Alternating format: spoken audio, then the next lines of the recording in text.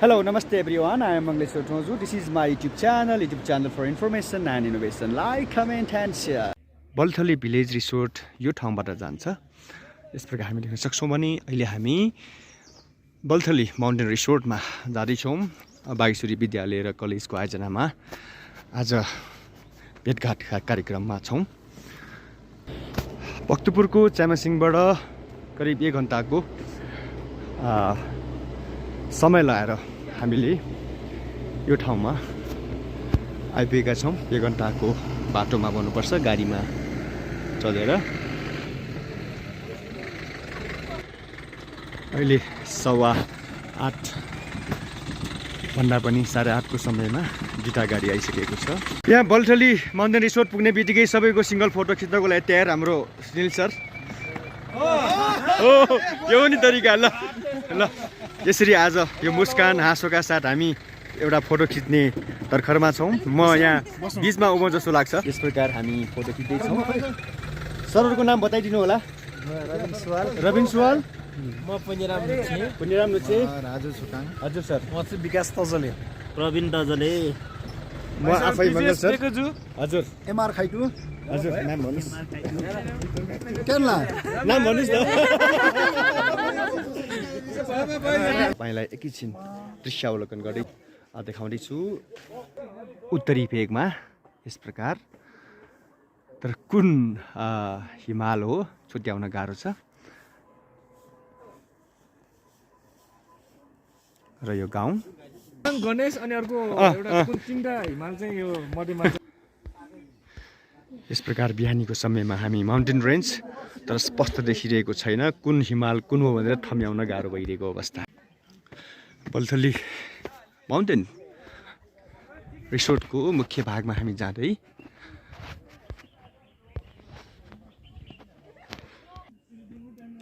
अमिश्रोको बोट। कति बजे पुग्नुभयो म्यामहरू? हजुर यतिखेर म बल्थलीका अप्सराहरू हेर्दैछु। अप्सरा भनेको त अवसर पनि रहेछ एकजना है। अघि मैले भन्दै थिएँ हिमालयन रेन्ज।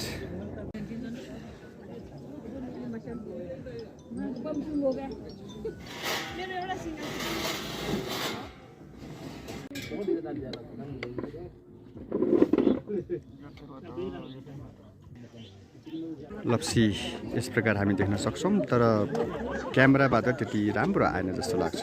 हजुर फोटो खिच्नु भन्दा पहिलेको यो भिडियो हो वास्तवमा। सबभन्दा ह्यान्डसम देख्नुहुन्छ हाम्रो दिनेश सर। सरहरू आउने क्रम जारी छ। सर म्यामहरू बाटो चाहिँ छ नि, अघि मैले बबाट जाने अनि पारी पुग्ने, पारी त्यो गाउँबाट तल खोजमा लड्केश्वर महादेव। प्रिन्सिपल सरले लड्केश्वर महादेवको दिशा देखाउनु हुँदै बल्थलीको सुन्दरतालाई हामी यस प्रकार दृश्यावलोकन मार्फत मजा लिन सक्छौं।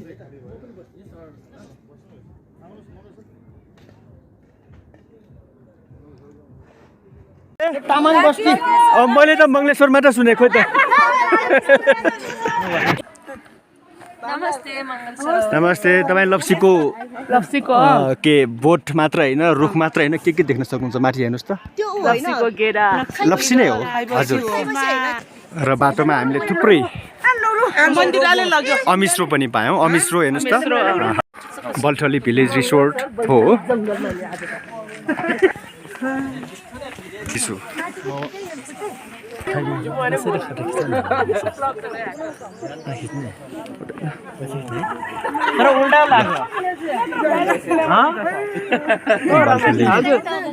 बल्थली भिलेज रिसोर्ट अन्तर्गत हामी यस प्रकार जानेछौँ। मलाई लाग्छ सयौंको संख्यामा हामी हुनुपर्छ होइन, 250 जना त छौं। त्यो यस प्रकार जंगलको बाटो भएर हामी जाँदैछौँ। यसैबीच एउटा अनुपम दृश्य यो ठाउँको, यो गाउँको र साथमा यहाँ हिमालयन रेन्ज पनि। यो गणेश हिमाल हो पनि यो पार्ट जुन मैले देखाइरहेको छु लाङताङ हिमाल हो र अरू हिम श्रृङ्खलाहरू पनि हामी देख्न सक्छौँ।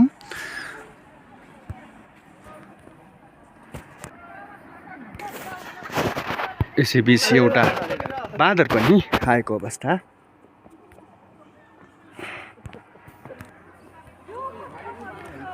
बल्थलीको साँच्चैको सुन्दरता सौन्दर्य यस प्रकार हामी अनुभव गर्न सक्छौँ। र हाम्रा म्यामहरू हाँसी खुसी रमाइलो गर्दै अगाडि बढ्दै, यता बालबाल सरले फोटो खिच्दै हुनुहुन्छ र बाटो एकदमै नाम लिइरहेको अवस्था। कुन म्यामले पर्यो खोइ हेर्नु पर्यो।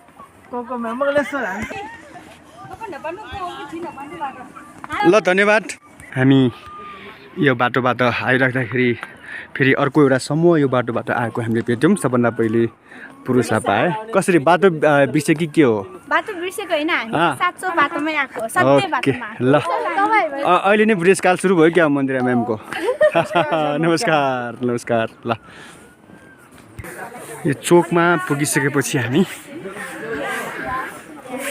र पुरानो घर पनि हामीले देख्यौँ। लड्केश्वर मन्दिर जाने कता? यताबाट यसै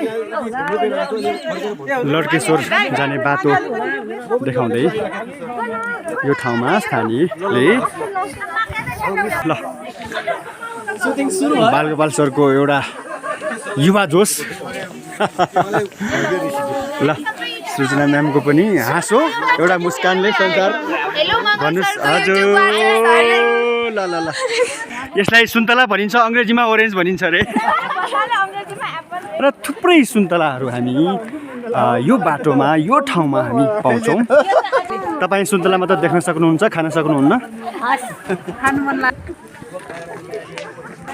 यो दृश्य हेर्नुहोस् त, मैले अघि भन्दै थिएँ सयौँको सङ्ख्यामा र साथमा हिमालको उपस्थिति सौन्दर्य। हामीलाई पोखरा गइरहेको भान भइरहेको छ, किन भन्दा पोखरामा जहाँ गए पनि माछा पुछ्रेले हामीलाई नछोड्ने र यता पनि हिमालले नछोड्ने भान भइरहेको छ। बल्थलीमा अहिले हामी लड्केश्वर महादेव थानतिर नयाँ धार्मिक गन्तव्यतिर जाँदैछौँ। सङ्कटापन्न वन्यजन्तु सालकको संरक्षण गरौँ, यसलाई लोप हुनबाट बचाउँ भनेर एउटा जानकारीमूलक। हजुर, संसारमा पाइने 8 प्रजातिका सालकमध्ये नेपालमा कालो सालक र तामे सालक गरी 2 प्रजातिका सालकहरू पाइन्छन्। नेपालको तराईदेखि मध्य पहाडको केही भूभागहरूमा सालक पाइने गर्दछन्। सालक एकदम लजालु, संवेदनशील र शान्ति मन पराउने प्राणी हो। सालकको शरीरको बाहिरी भाग कडा खपताले ढाकेको हुन्छ। सालक दुलो खाने र आफ्नो आहारा खोज्ने र दुलोभित्र बस्ने गर्दछन्। तसर्थ सालक संरक्षण किन भनेर तपाईँ यहाँ पढ्न सक्नुहुनेछ र सालक संरक्षणका चुनौतीहरू पनि, यहाँ कानुनी प्रावधान पनि, दण्ड सजाय, पुरस्कारको व्यवस्था जस्ता अङ्ग्रेजी नाम, नेपाली नाम, वैज्ञानिक नाम आदि इत्यादि पनि यहाँ विश्व संरक्षण सङ्घ IUCN को रेड लिस्ट अन्तर्गत सङ्कटापन्न इन्डेन्जर्ड श्रेणीमा राखेको भनेर यहाँ यस प्रकारको जानकारीमूलक सालकको बारे प्रस्तुतिलाई टुङ्ग्याउँछु। र एउटा नक्सा पनि कहाँबाट कहाँ गइन्छ भनेर वे टु नमबुद्ध लड्केश्वरी टेम्पल भनेको छ। यहाँ अघिदेखि हामी लड्केश्वर टेम्पल भनिरहेका थियौँ, खासमा हुनुपर्ने लड्केश्वरी टेम्पल। र अर्को विभिन्न यहाँ विज्ञापन जानकारीमूलक पनौती नगरपालिकाको 11 नम्बर वडाकाराले यस प्रकार हामीले देख्यौँ। एउटा पुरानो घर, गाई भैँसी, एउटा पुरानो घर, काँचो इत्ताले बनेको तर पट्कने क्रममा सर हेरेर आउनुभयो क्या ओहो हाउ फास्ट हजुर 2 जना मात्र हो सर फेरि अर्को मौलिक घर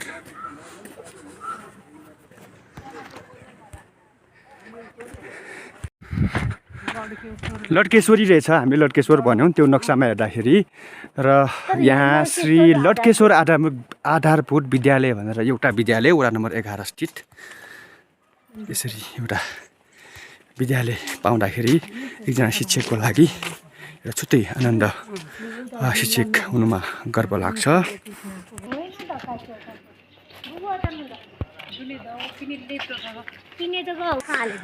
मौलिक घरहरू हामी कम मात्र पायौँ र बाटो चौडा भएको अवस्था र एक प्रकारले मिश्रित भने कि पश्चिमी संस्कृतिको प्रभाव भन्ने कि आवश्यकता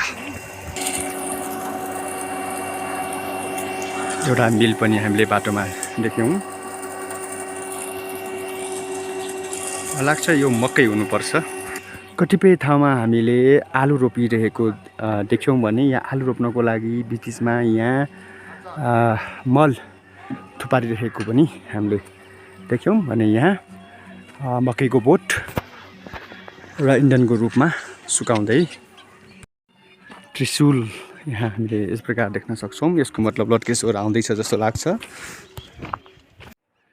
फेरि सुन्तलाको बोट भनौँ या रुख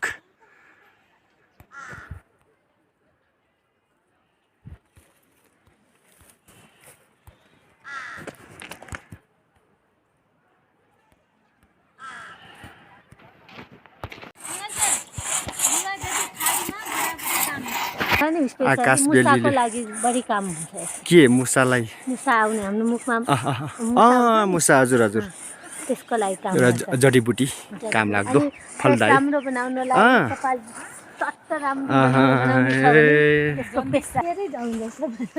आइसकेको अवस्था कुन खोला हो रोशी खोला हो कि कुन खोला अब एकैछिनपछि थाहा हुन्छ हामी यस्तो एउटा ठाउँमा आइपुग्यौँ कि यो खोलाको नाम के अरे सर रोशी खोला हो र भने सर एउटा रोशी खोला यो यसलाई रोशी खोला भन्ने गरिन्छ भने अर्को हामी उठेको भागको उत्तरी भेगमा फेरि अर्को एउटा खोला हेर्नुहोस् त मलाई लाग्छ म यता यो फोक्सुन्दो र रोपा ताल हेर्न जाने क्रममा माथिल्लो भेगमा गएर दृश्यावलोकन गरेको अनुभूति हुन्छ कता कता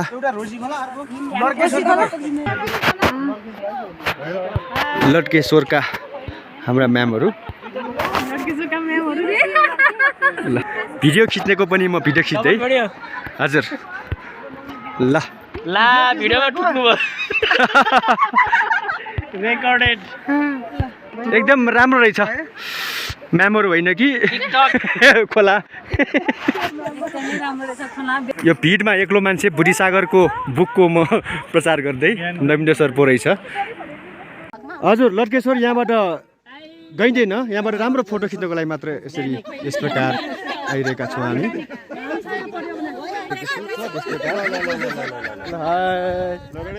कहिले काहीँ आउनु खोज्दाखेरि म्यामहरूको बिचमा बागवासर पनि अग्लो हुँदै म भन्दा अग्लो हुँदै यसरी यस प्रकार चारो आइपुग्नु भयो त फिसरहरू ल ओ रबिन पनि चारो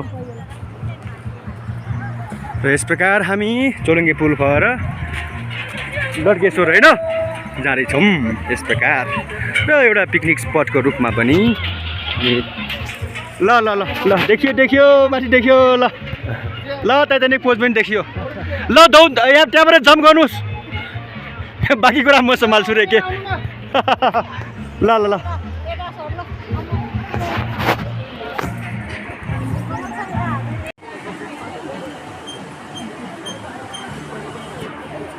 दुईवटा खोला यस प्रकार यहाँ मिलन हुँदै यो ठाउँमा मैले जुन गरिरहेको छु र हामी लगभग पुगिसकेको अवस्था यहाँ सत्यभामा म्यामको खुसी हो कि है साहस हो कि उत्सुकता हो कि अथवा रमाइलो हो। र ज्ञानेन्द्र सर पनि रमाउँदै, हाम्रो बलराम सर पनि रमाउँदै, रत्न सर र त्यसपछि रामेश्वर सर। यहाँ नेपालको झन्डा देखिएको अवस्था, त्यो नेपालको झन्डा भएको ठाउँ नै लड्केश्वर हो या त्रिशुल हामी देख्न सक्छौँ। यो बाटो भएर गयौँ भने यस प्रकार हामीले त्रिशुल देख्न सक्छौँ, लड्केश्वर महादेव। अब हामी त्यही ठाउँमा हामी जाँदैछौँ। Like, comment and share. Thanks for watching.